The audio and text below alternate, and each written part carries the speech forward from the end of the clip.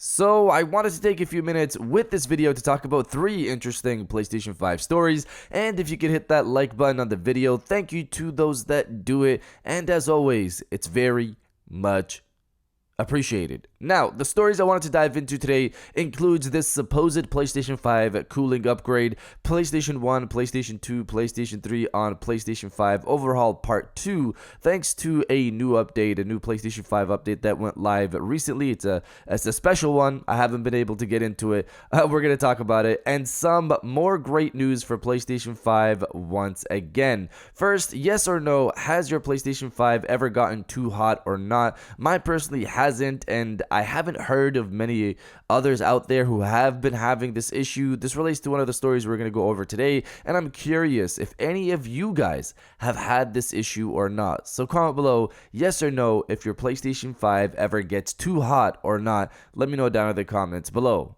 Now, diving into the first story of the video, PlayStation 5 cooling upgrade. Reading from PlayStation Lifestyle, the planet is only getting hotter, but scary, not scary, scurry, S-C-R-Y, is trying to get to at least make sure your PlayStation 5 stays cool. The Scurry Arctic is an upcoming accessory that latches onto the back of the PlayStation 5 and allegedly sucks the hot air out of the system more quickly, and its Kickstarter campaign has just gone live. This Kickstarter campaign is asking for $7,439, and shipments will begin for backers in October 2023. Backing it around $29 nets users a fan with a 1-year warranty and free shipping, which is a price cut from its normal $60 price. The product uses 6 high-speed fans that run around 10,000 RPM to keep the PlayStation 5 cool. Scurry claims that despite the potential for more noise, it only hovers at around 40 decibels, which is around the same noise level as a library. According to Scurry, the fans are built to work in unison to continually extract high volumes of heat. Using thermal imaging devices while playing Marvel's Spider-Man Miles Morales, Scurry showed during its test that the PlayStation 5 without the Arctic attached to it was around 136 degrees Fahrenheit internally, while one with the Arctic hovered at around 95 degrees Fahrenheit. So I'm not sure how useful this product is for many of you out there. For me, I haven't had any of these issues with heating for my PlayStation 5. I have my PlayStation 5 in a decently breathable area, so it manages to get the air circulation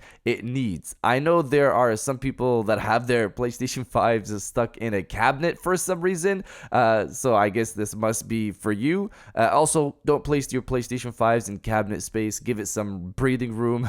But that's really all it is for this product. I'll have the link below the like button in the description if you want more information, and of course to back their Kickstarter.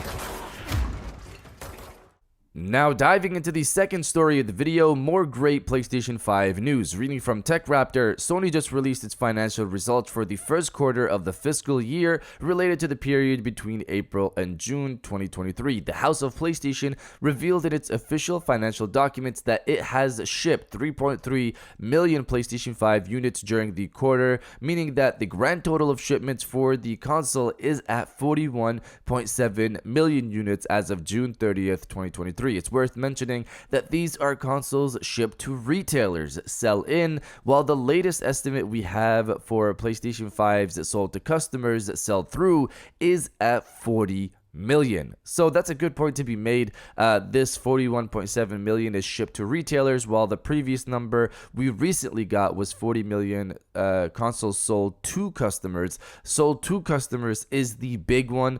40 million done there, and that extra 1.7 million shipped to retailers will be in customers' hands soon enough, especially with something like Spider-Man 2 right around the corner. Those consoles are gonna fly. But you guys let me know if you think PlayStation 5 is going to hit 50 million by the end of the year or not. Let me know down in the comments below. Guys, this is my best friend Harry. And now diving into the final story of the video, the potential PlayStation 1, 2, and 3 on PlayStation 5 Overhaul Part 2. So the last time we spoke about this was about a month ago, where we discussed how Sony has announced that PlayStation 5 streaming was in the early stages and will be coming out to users later in the year. This was something significant to legacy play, because before that, multiple times we've spoken about how Sony needs to emulate PlayStation 3 games to move that over to the PlayStation 5. Right now, there are PlayStation 4 server blades and PlayStation 3 server blades for PlayStation Plus streaming. Thanks to this new PlayStation 5 streaming service, those PlayStation 4 server blades will be taken out in favor of the PlayStation 5 server blades, since it can also play PlayStation 4 games and do whatever the PlayStation 4 can. So you don't need those anymore. So those will be replaced by PlayStation 5 server blades. Sony can't just have those PS3 server blades running forever. They need to move that over to the PlayStation 5, and the only way they can do that is to emulate the PlayStation 3 on PlayStation 5. The news this week is that a new special beta has gone live for specific users in the PlayStation 5 beta update 8.0, allowing them to finally test PlayStation 5 game streaming. This update has rolled out to people right now, specific people, only people. It's not even just everybody in the beta. It's specific people within the beta that have this access right now. I wish I had it myself. There's only a list of about 10 games right now to test on the service, but this will definitely grow as this feature rolls out to the public. If you're curious about first impressions, people have been positive so far, saying that playing games like God of War Ragnarok, it felt like playing the game locally, which is great news. That's of course what we want to hear, especially running that at 4K over streaming. That's very good news.